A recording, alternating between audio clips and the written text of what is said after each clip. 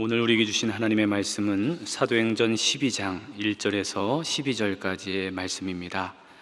제가 이 말씀을 봉독해 올릴 때에 살아계신 하나님의 음성을 다 함께 들으실 수 있기를 바랍니다.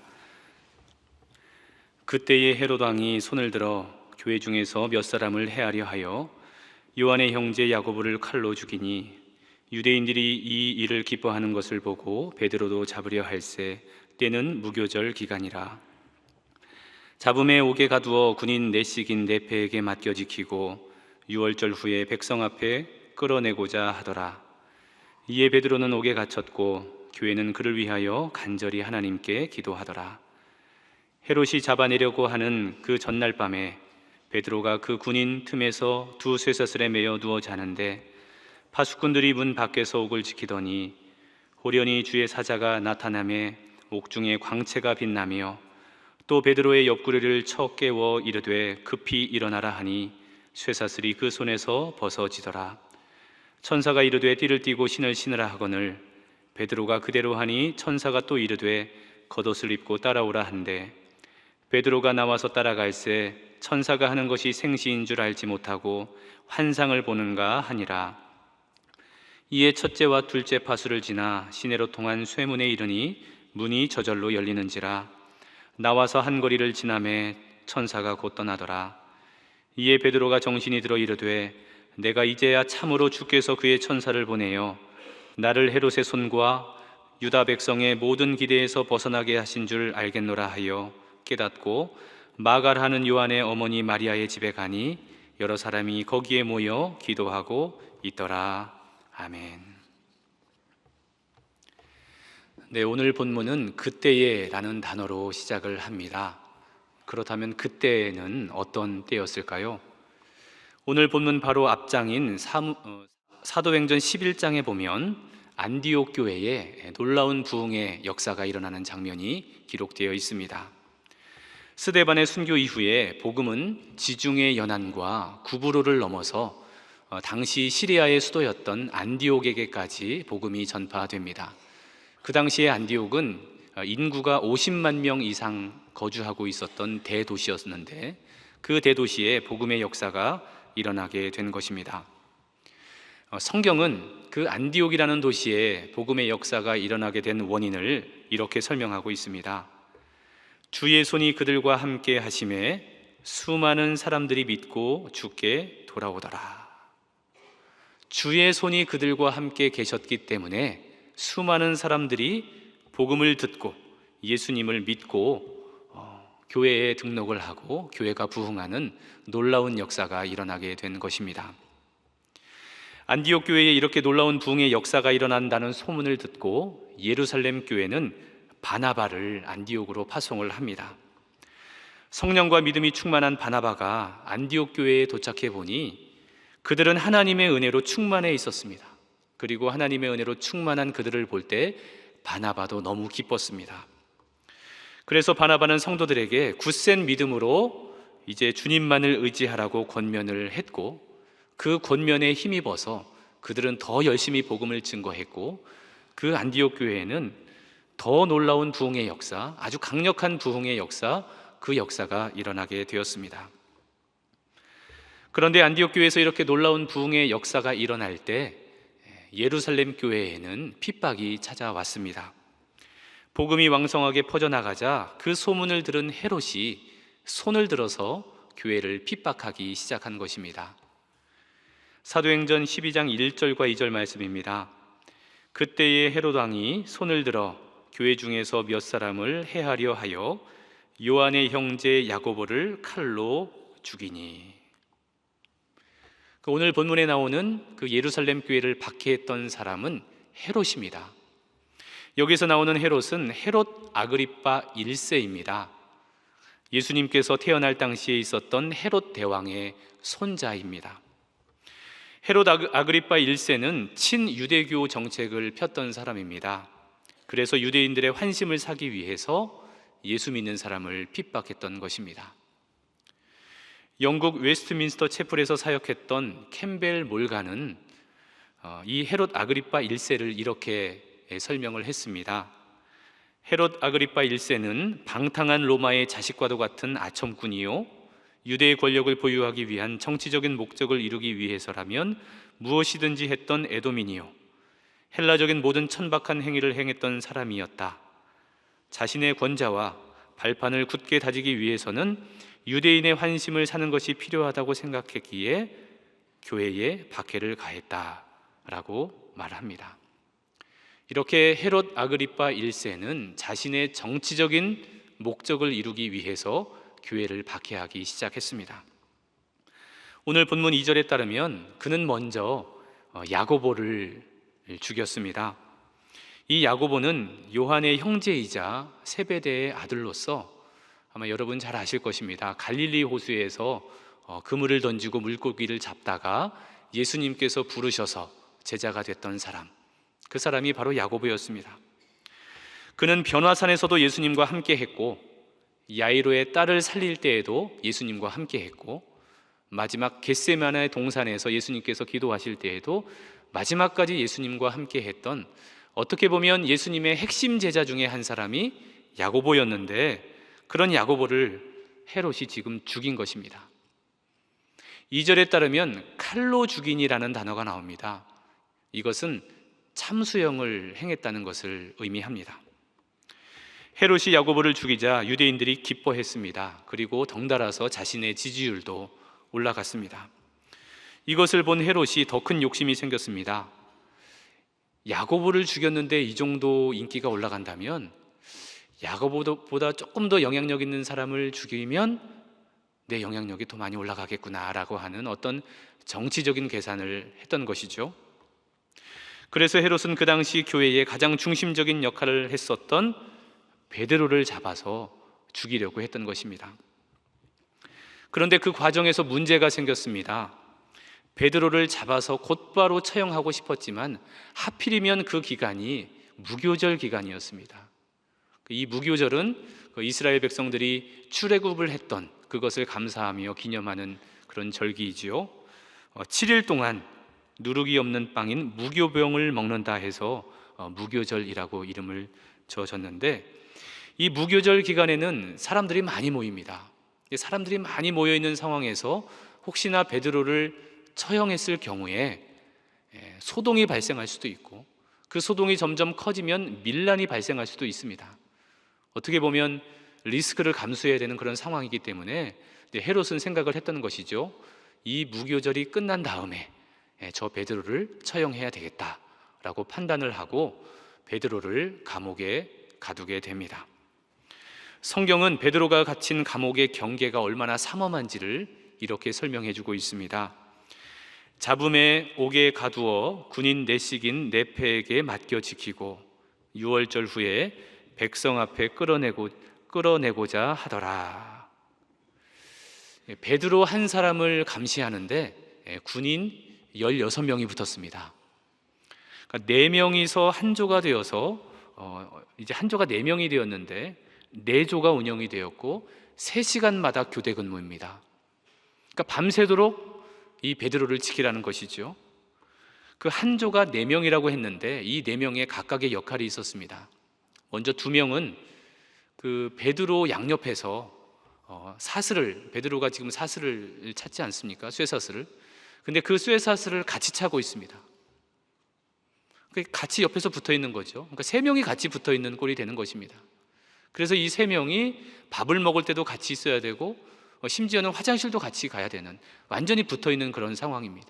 2명의 역할은 그것이었고요. 나머지 2명은 감옥 밖에서 혹시나 탈주를 할 그럴 가능성을 차단하기 위해서 감옥 밖에서 베드로를 지키는 그런 역할을 했습니다. 그렇다면 베드로가 감옥에 갇혀 있는 동안에 교회는 무엇을 하고 있었을까? 오늘 본문 5절은 이렇게 말씀하고 있습니다. 이에 베드로는 옥에 갇혔고 교회는 그를 위하여 간절히 하나님께 기도하더라. 교회는 간절히 그를 위하여 기도했습니다. 그렇다면 여러분 한번 생각해 봅시다. 예루살렘 교회 성도들이 모여서 기도를 했는데 무엇을 위해 기도했을까요? 그러니까 교인들의 기도 제목이 무엇이었을까요? 제가 곰곰이 생각해 봤는데 아마 두 가지 기도 제목을 놓고 기도했을 것 같습니다.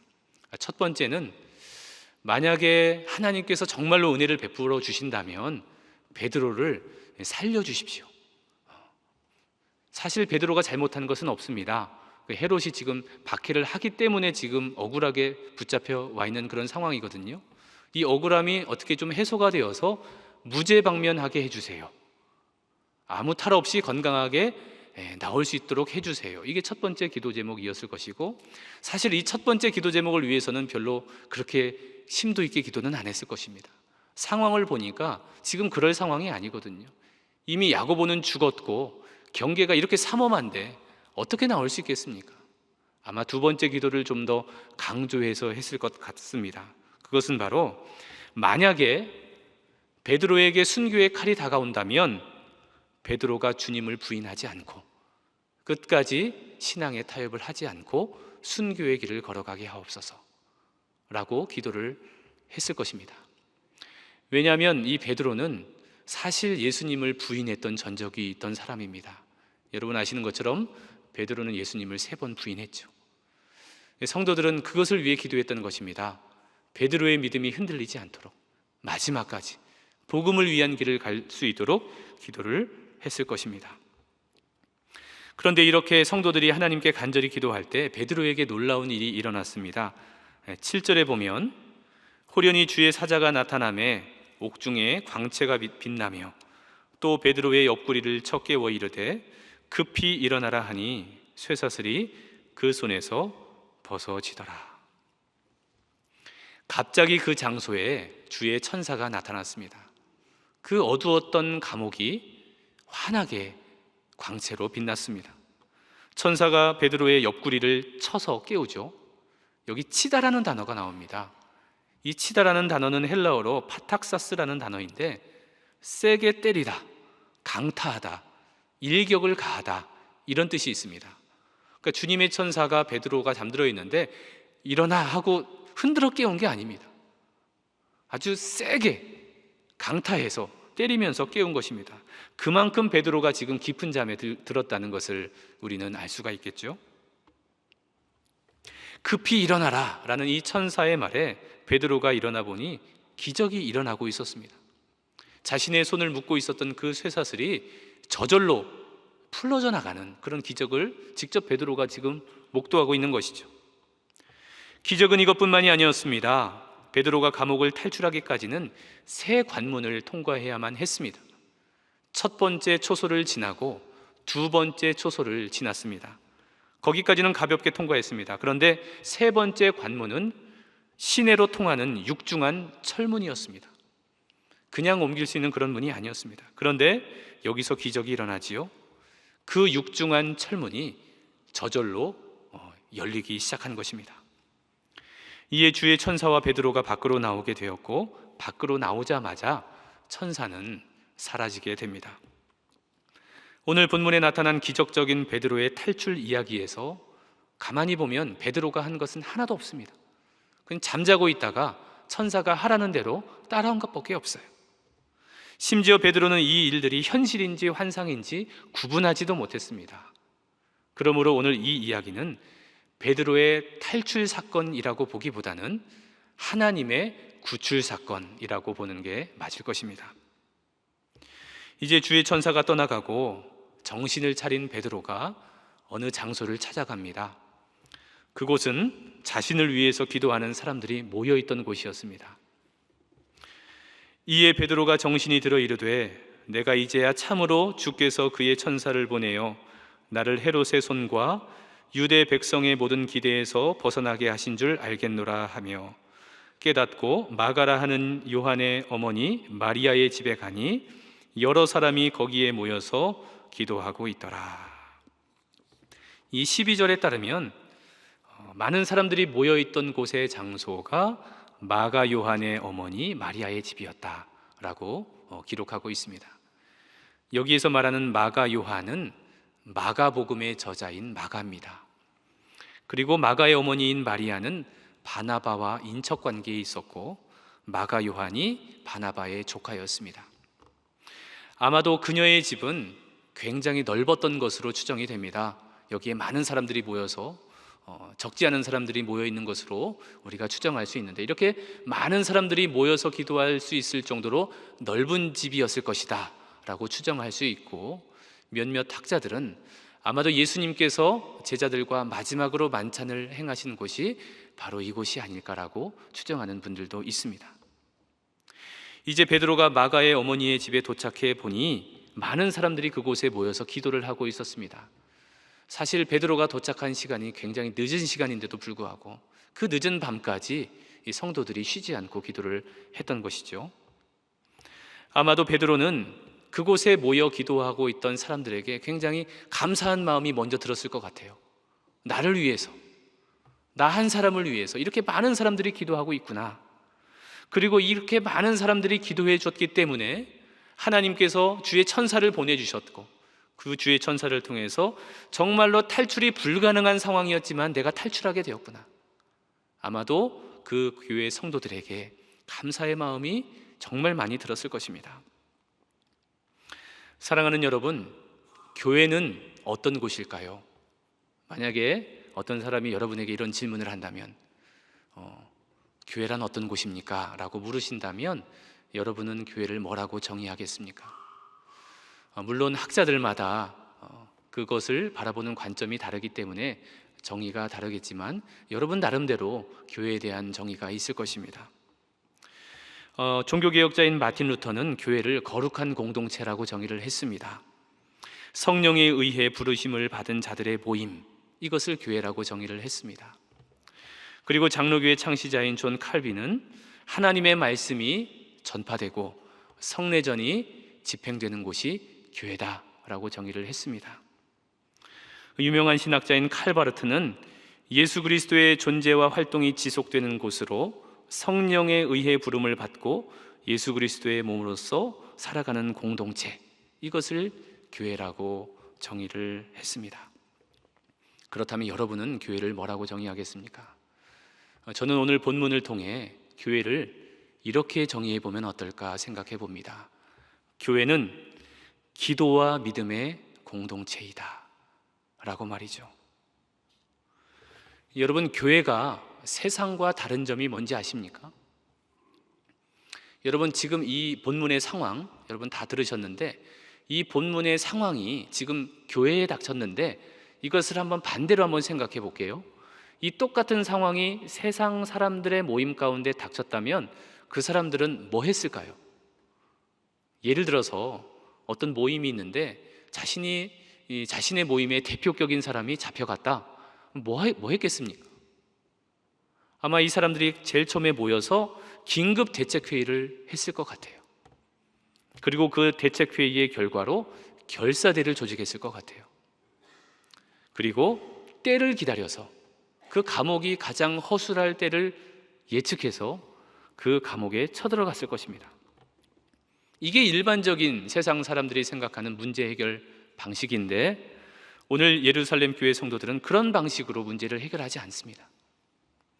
박해의 폭풍이 몰려오자 교회는 기도의 촛불을 피웠습니다. 기도했습니다. 이게 교회가 세상과 다른 점입니다. 오늘 본문을 자세히 보면 예루살렘 교회 성도들이 했던 교회의 대표적인 특징 3가지가 나옵니다. 그들의 기도는 첫 번째로 포기하지 않는 기도였어요. 여러분, 상황을 쭉 살펴보면 사실 이건 가능성이 없는 겁니다. 시간이 정말 안 남았죠. 지금 이미 며칠 동안 베드로가 억류되어 있었고, 그날은 지금 밤이었고, 그 다음 날이 되면 처형이 됩니다. 처형되기 바로 전날 밤입니다. 이제 몇 시간만 지나면 베드로는 처형을 당하는 그런 상황이었고, 옥문은 굳게 닫혀 있고, 베드로 양옆에 지금 군인들이 사슬로 매고 있고, 절대로 탈출할 수 없는 상황, 탈출 가능성을 계량화한다면 0%. 이쯤 되면 포기할 만도 한데 이들은 포기하지 않았습니다. 두 번째로 그들의 기도는 간절한 기도였죠. 5절에 보면 교회는 그를 위하여 간절히 하나님께 기도하더라 라고 말씀하고 있습니다. 여러분, 간절하다. 여러분, 살다 보면 간절해진 적이 좀 있죠. 이 간절하다라는 단어를 사전에 찾아보니까 바라는 정도가 매우 절실하다라는 그런 뜻이 있더라고요. 절실한 것. 그들의 기도는 매우 절실한 기도였습니다. 그냥 들어주시면 감사하고 아니면 말고, 이건 간절한 기도가 아니죠. 매우 절실하게, 매우 간절하게 그들은 기도했던 것입니다.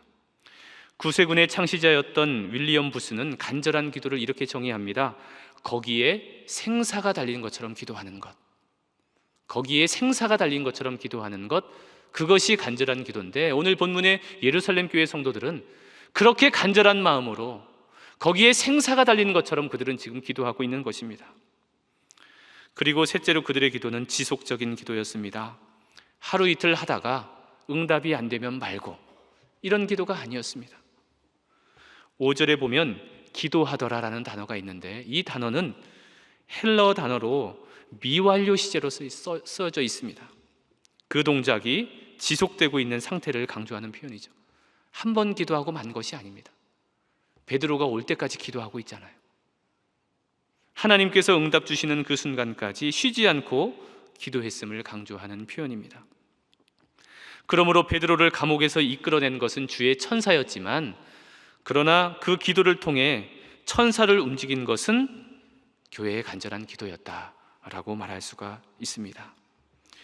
이렇게 기도를 통해 예루살렘 교회는 쇠사슬을 풀어주는 능력 있는 교회가 될 수 있었던 것입니다. 여러분, 이렇게 교회는 기도의 공동체입니다. 공동체 안에 누가 어려운 일을 당했을 때 우리는 무엇을 해야 할까요? 그에게 이렇게 해결하면 돼, 저렇게 해결하면 돼, 나의 인생의 지혜를 말하기 전에 그를 위해서 기도해 주는 것, 이것이 가장 선행되어야 합니다. 그를 위해 지속적으로 간절한 마음으로, 그와 같은 마음을 품고 그를 기도해 줄 때 하나님은 역사하실 거예요. 오늘 본문에 베드로가 쇠사슬을 풀고 나온 일은 불가능한 일이었습니다. 그러나 하나님께는 불가능한 일이 없습니다. 그리고 기도는 불가능을 뛰어넘게 합니다. 하나님은 오늘도 기도하는 자들을 통해 기적을 행하십니다. 여러분을 통해서도 하나님은 기적을 행하실 것입니다. 또한 교회는 믿음의 공동체입니다. 오늘 본문에 베드로와 예루살렘 교회 성도들은 서로 떨어져 있었죠. 베드로는 감옥에 있었고, 이 성도님들은 집에서 모여서 기도하고 있었고, 떨어져 있었지만 그러나 각자의 자리에서 그들은 믿음을 지키고 있었습니다. 여러분, 오늘 본문에서 베드로를 한번 생각해 봅시다. 여러분, 베드로 정말 대단하지 않습니까? 다음 날이 처형날인데 이제 몇 시간이 지나면 자기도 야고보처럼 공개 처형을 당하게 될 것인데, 지금 뭐 하고 있습니까? 잠을 자고 있습니다. 6절에 따르면 누워서 자고 있었습니다. 여러분, 잘 상상이 안 되는 그런 대목이죠. 내일 죽는데 지금 잠이 올까요? 그렇다면 우리의 질문은 이것이죠. 베드로는 어떻게 그 상황 속에서 잠을 잘 수 있었을까? 그 답은 이것입니다. 그에게 믿음이 있었기 때문에 그렇습니다. 여기서 말하는 믿음은 하나님이 혹시 나를 살려주실까? 이런 믿음 아닙니다. 베드로의 믿음은 하나님은 실수가 없으신 하나님이라는 믿음이었습니다. 하나님은 자신의 인생을 가장 선한 길로 인도해 주실 것이라는 믿음입니다. 실수가 없으신 하나님께서 내가 살든지 죽든지 분명히 가장 합당한 길로 인도해 주실 것이라는 믿음이 그에게 있었던 것이죠. 만약에 기적적으로 자신이 살아난다면, 내가 아직 감당할 일이 더 있구나, 내가 해야 될 사명이 있구나, 그래서 하나님이 나를 살려주셨구나, 그러면 그 생명을 가지고 열심히 복음을 전하면 됩니다. 그리고 만약에 죽는다면, 그 형장에서 이슬로 사라진다면 예수님께서 말씀하셨던 그 영생, 그 영생의 축복이 나에게 주어지는구나, 나에게 천국이 예비되어 있는데 내가 천국에 들어가게 되는구나. 지금 베드로의 입장에서는 내가 살아도 좋고 죽어도 좋은, 나의 생과 사가 별로 중요하지 않은 거예요. 그냥 하나님이 나와 함께 계시고 하나님이 나의 인생을 가장 선한 길로 인도해 주실 것이라는 믿음이 있었습니다. 그래서 지금 잠을 잘 수 있는 것입니다. 고민할 필요가 없는 거죠. 베드로뿐만 아니라 예루살렘 교회 성도들에게도 믿음이 있었습니다. 그 믿음은 베드로라고 하는 한 인간에 대한 믿음이 아니었어요. 하나님에 대한 믿음이었습니다. 하나님은 실수하지 않는다는 믿음, 하나님께서 그 선하신 뜻대로 베드로를 이끌어 주실 것이라는 믿음, 하나님은 이 모든 일을 통하여 합력하여 하나님의 선을 반드시 이루어 갈 것이라는 믿음, 그랬기에 그들도 끝까지 그 믿음을 가지고 기도의 자리를 지킬 수 있었던 것입니다. 사랑하는 여러분, 이렇게 교회는 기도와 믿음의 공동체입니다. 마치 우리의 온몸이 다 연결되어 있듯이 교회의 모든 지체도 기도와 믿음으로 다 연결되어 있는 것입니다. 우리가 사는 세상은 여전히 고통과 아픔이 존재합니다. 그러나 주님께서는 우리에게 기도라고 하는 가장 강력한 무기를 주셨습니다. 기도는 모든 악한 영을 제압하고 환난을 이기는 힘이 됩니다. 여러분, 기도가 여러분의 강력한 무기라는 것을 꼭 기억하시기를 바랍니다. 존 버년이 이런 말을 했습니다. 기도는 영혼의 방패요, 하나님께 드리는 제물이며 사탄을 향한 채찍이다 라고 말을 했습니다. 실제로 교회를 박해했던 헤롯은 오늘 본문 바로 뒤에 보면 벌레에 물려서 죽게 되는 그런 일이 됩니다. 사랑하는 여러분, 기도는 하나님의 기적을 가져옵니다. 그러므로 포기하지 않고 기도할 때 때가 되면 하나님께서 반드시 이루어 주실 것입니다. 전능하신 하나님에 대한 믿음을 바탕으로 위대하신 하나님이 여러분을 붙들고 계심을 믿으며 기도와 믿음의 공동체인 소망교회 성도님들과 함께 날마다 승리하는 삶을 사시는 여러분 모두가 되시기를 주님의 이름으로 축원합니다. 기도하겠습니다. 하나님 아버지, 기도와 믿음의 공동체로 이 땅에 교회를 세워주시니 감사를 드립니다. 예루살렘 교회 성도들이 큰 어려움을 만났지만 간절한 기도를 통해 그 어려움을 이겨내고 하나님의 놀라운 기적을 경험했음을 봅니다. 우리도 인생의 고난을 만나게 될 때 절대로 낙심하거나 좌절하지 않게 하시고 주님이 우리에게 주신 가장 강력한 무기인 기도의 힘으로 이겨내게 하여 주시옵소서. 기도와 믿음의 공동체인 소망교회 안에서 기도의 동역자들과 함께 뜨겁게 기도함으로 놀라운 기도 응답의 주인공이 되는 우리 모두가 되게 하여 주시옵소서. 예수님의 이름으로 기도하옵나이다. 아멘.